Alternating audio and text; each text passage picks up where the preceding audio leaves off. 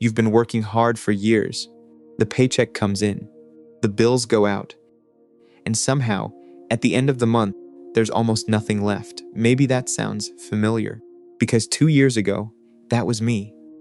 I was sitting in my apartment, looking at a pile of things I'd bought that weekend. A throw blanket I didn't need. A coffee machine, still in the box, sitting right next to the last coffee machine I bought and never used. My bank statement showed $4,000 in charges that month. My savings account? $640. I was making $62,000 a year. I'd been making over $50,000 for 5 years straight, and I had almost nothing to show for it. That same week, I stumbled onto a documentary about how ordinary families in Japan manage money differently from Americans. Not wealthy families, regular, working families, and they were quietly building financial stability using habits that had been passed down for generations. Grandmothers teaching daughters, daughters teaching their kids. Simple habits, ancient habits. And one thing hit me harder than anything else. Japan's relationship with money is almost the mirror image of ours. Here in the US, we celebrate spending. New car, new phone, new wardrobe. Congratulations.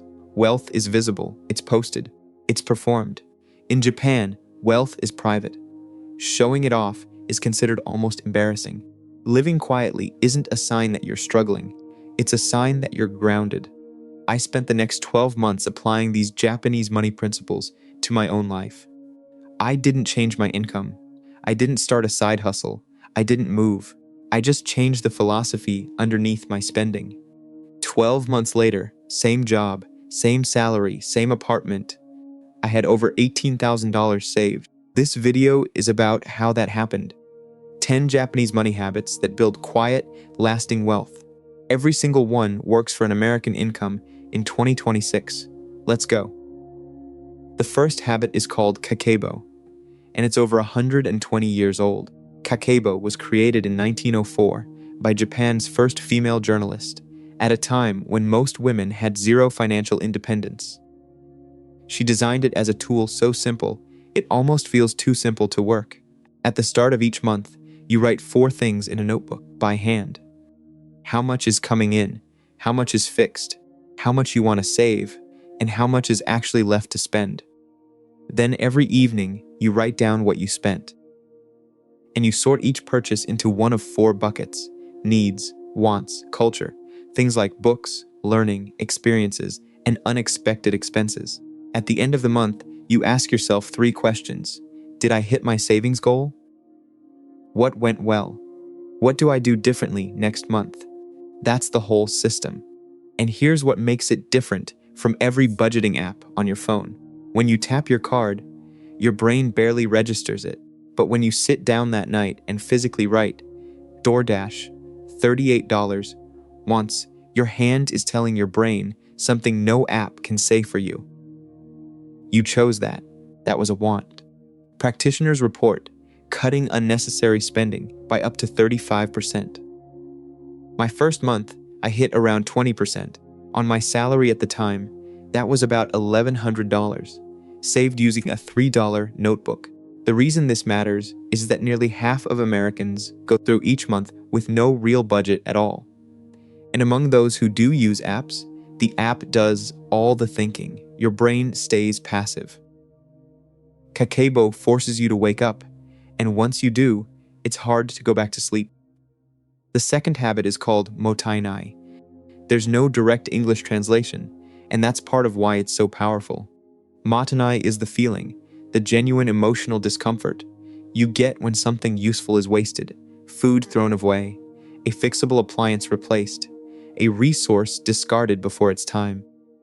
In Japanese culture, waste carries a kind of moral weight. It's not just inconvenient, it's a shame. Now compare that to everyday life in the US. American households waste roughly 30% of the food they buy. That's about $2,000 per household, straight into the trash. We replace phones every 2 to 3 years when they're built to last 4. We throw away furniture when we move instead of taking it with us. When I started practicing Mottainai, the first thing I did was track food waste for 1 week. I photographed everything that left my fridge and went into the garbage. It was genuinely shocking. Half a bag of spinach, leftover soup I forgot about, yogurt 2 days past the date. I was wasting close to $40 a week. That's over $2,000 a year, vanishing from my refrigerator. I started cooking based on what I already had, instead of what sounded good.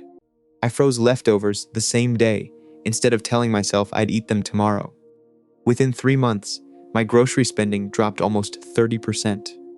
Not because I was eating less, because I stopped throwing money away. Mottainai changes how you see everything you own. You repair instead of replace. You use something fully before moving to the next version. You find a second purpose before you discard.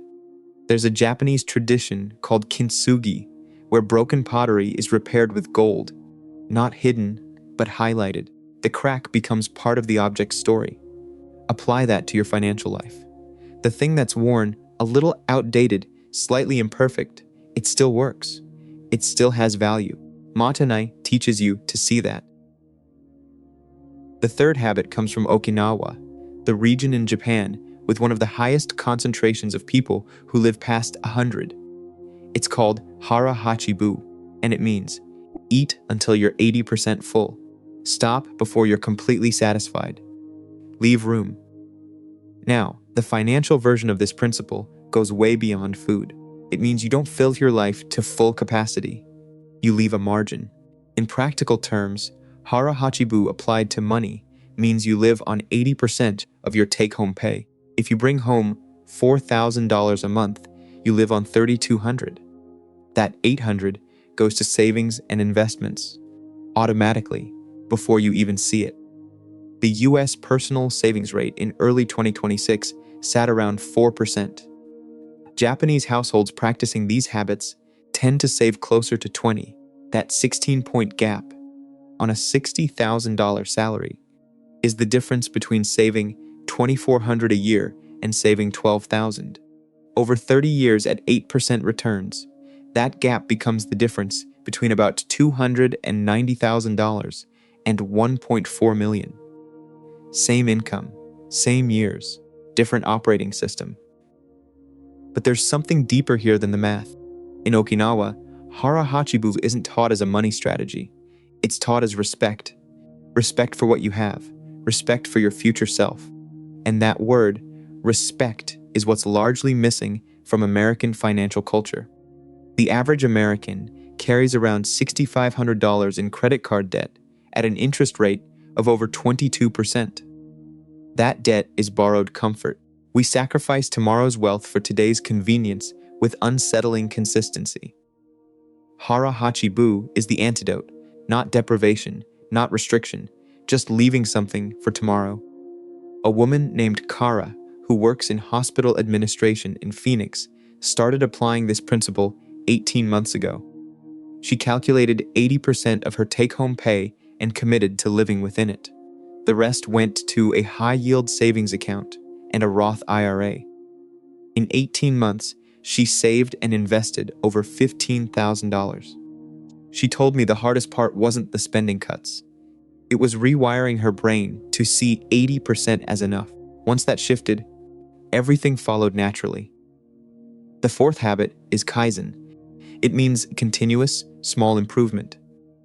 Most Americans know it from manufacturing. Toyota made it famous. But in Japan, it applies to everything, including money. The idea is this: you don't overhaul your life in one dramatic move. You get 1% better, repeatedly, over a long time.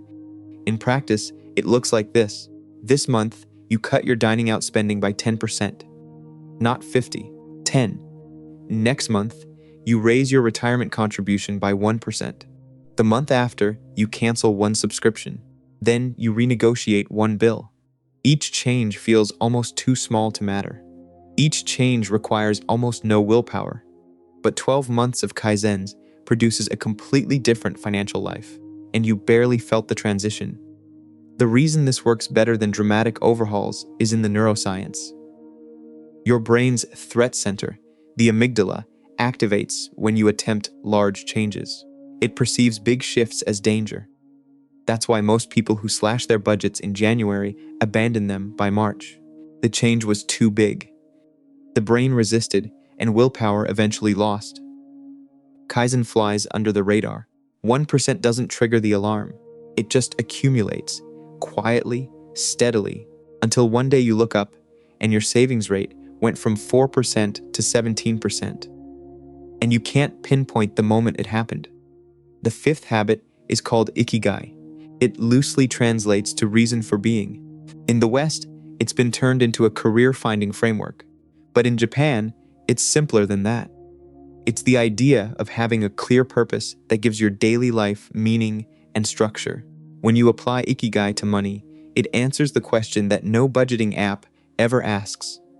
What is the money actually for? Most Americans either accumulate money without purpose or spend money without intention. There's no guiding philosophy underneath the behavior. Ikigai gives you that philosophy. When you know what you're building, really know it, every spending decision becomes a vote for or against that life. My friend Terrence defined his ikigai as being present for his daughter's childhood without financial stress. After that, unnecessary purchases didn't just feel expensive. They felt beside the point. He didn't need more willpower. He needed more purpose. There are a few more habits worth knowing before we close out. Wabi-sabi is the appreciation of things that are imperfect, impermanent, incomplete. A scratch table that's hosted 100 family dinners. A sweater with a small mend that shows how long you've loved it. In America, imperfection is a reason to replace. Wabi-sabi invites you to find satisfaction in what already exists. Americans spend roughly $9,500 a year on apparel, electronics, and home goods, categories driven almost entirely by aesthetic dissatisfaction. If Wabi-sabi reduced that by even 25%, by helping you keep things longer, repair instead of replace, appreciate instead of upgrade, that's over $2,000 a year redirected. At 8% over 25 years, that's close to $180,000. Built from a philosophy of seeing beauty in what you already own. There's also Osoji, the Japanese year-end deep clean and financial reset. Once a year, ideally in December or January, you sit down and audit your entire financial life, every subscription, every insurance policy, every investment allocation, every auto pay. You review it all, cancel what isn't serving you, and realign everything with where you actually are now. In my first financial Osoji, I found $318 a month in charges I'd completely forgotten about. That's almost $3,800 a year quietly draining out while I wasn't paying attention. Then there's Chokin. Chokin means savings, but more specifically, it means saving first. Before you spend a single dollar, a portion of your income moves automatically into savings or investments. You spend what remains. This is the direct opposite of how most Americans operate. The typical pattern here is earn, spend, hope something's left over. The Chokin model is earn, save, then spend what remains. The difference sounds small. It is not. When saving comes first, your spending naturally adjusts. When saving comes last, there's never anything left, because expenses expand to fill whatever's available. In the US, the closest version of Chokin is automating your savings transfer to execute the morning after payday. The people who save the most aren't more disciplined. They're more automated. Let me make this concrete. Marcus earns $4,800 a month after taxes. Under the typical American model, he spends first and hopes to save later. His savings rate hovers around 3%, about $140 a month. Now imagine Marcus automates a transfer of $960, 20%, the day after every paycheck. It goes into a Roth IRA, a 401(k), and a high-yield savings account. He never sees it. His brain adjusts within a couple of months. After 1 year, Marcus has saved and invested $11,500. The old approach would have produced around $1,700. Over 20 years at 8% returns, Chokin produces roughly $570,000. The old habit produces around 100,000. Same salary, same city, same leaf. The only difference is the order of operations. If you want to understand more about how money actually works, subscribe to Money IQ Pro. We break down wealth, investing, and financial freedom in plain, honest language. No jargon, no hype, just clear thinking about money. Here's what I want to leave you with. Every single habit in this video runs on the same principle as compound interest. Small, consistent inputs, repeated over time, producing results wildly disproportionate to the effort. A $3 notebook and 10 minutes a day doesn't sound like a wealth-building strategy. Neither does leaving 20% of your plate empty or finding beauty in a scratched table.